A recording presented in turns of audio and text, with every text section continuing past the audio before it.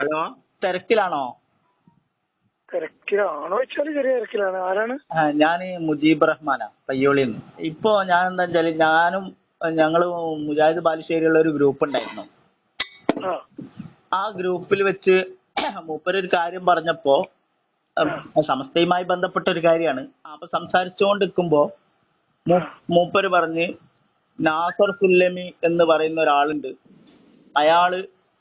അയാളെ ഞാൻ വെല്ലുവിളിച്ചിട്ടൊന്നുമില്ല, പക്ഷെ അയാൾ എന്നെ വെല്ലുവിളിച്ചുകൊണ്ട് പിന്നീട് വഷളായി. അങ്ങനെയാണ് വഷളത്തരത്തിൽ ഓരോരുത്തർ പെടുക, അതുപോലെ പെടാൻ നിൽക്കണ്ടെന്നൊക്കെ പറഞ്ഞിട്ട് ഒരു വോയിസ് വിട്ടു.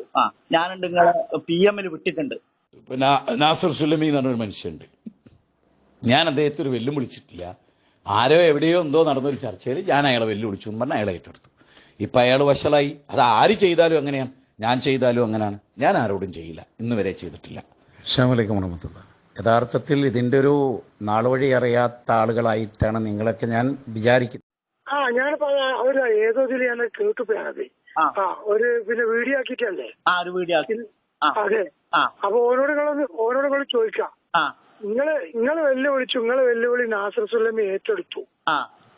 ഏറ്റെടുത്തിട്ട് പിന്നെ ഓന്റെ വെല്ലുവിളി ഇതാണ്, അള്ളാഹുവിന്റെ ഏതൊരു സൃഷ്ടിയോടും അതിന്റെ കഴിവിൽപ്പെട്ട ഒരു കാര്യം, അത് അനുവദനീയമായാലും അനുവദനീയമല്ലാത്താണെങ്കിലും ശരി, ആ സൃഷ്ടിയുടെ കഴിവിൽപ്പെട്ടതോ അതിന്റെ പരിധിയിൽപ്പെട്ടതോ ആയ കാര്യം ചോദിച്ചാൽ അത് ശിർക്കാവൂല.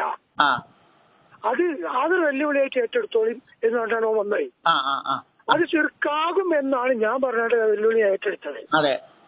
അപ്പൊ ആ വെല്ലുവിളി ഞാൻ ഏറ്റെടുത്ത സ്ഥിതിക്ക് എന്നിട്ട് ഞാൻ അവനെ വിളിച്ചു, ഞാൻ എന്റെ വെല്ലുവിളി ഏറ്റെടുത്തിരിക്കുന്നു.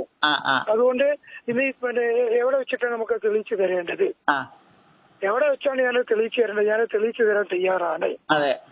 അപ്പോഴാണോ എന്നോട് പറഞ്ഞത് ഞങ്ങൾ വെല്ലുവിളിച്ചിട്ടില്ല?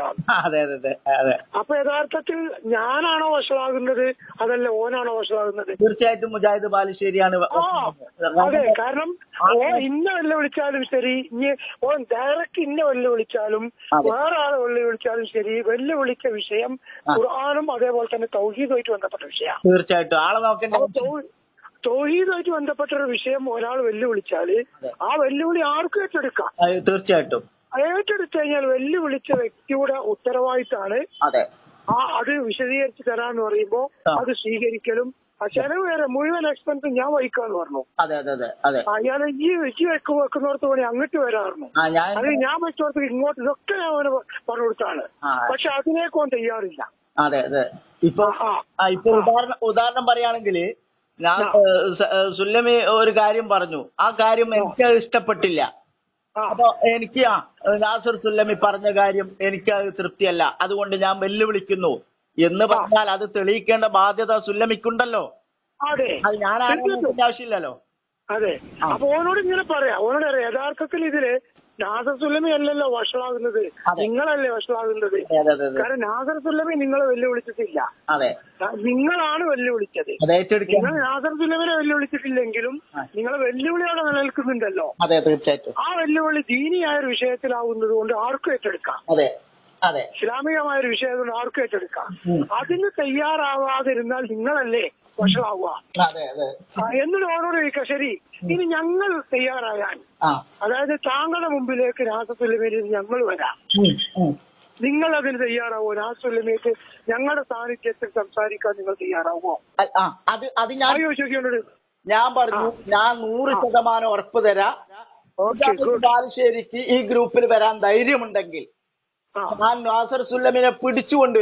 ഗ്രൂപ്പ് വേണ്ട, നേർക്ക് നേരെ അത് പറയണ്ട. വാട്സാപ്പ് ഗ്രൂപ്പ് വേണ്ട, അതൊരു മറക്ക് പിന്നിൽ നിന്നുള്ള സർക്കസ് ആണ്. അത് വേണ്ട, നേർക്ക് നേരെ. അതിനോർക്ക് എക്സ്പെൻസ് ഇല്ലാത്തവരാണോ? ഞാൻ വഹിച്ചോളാം.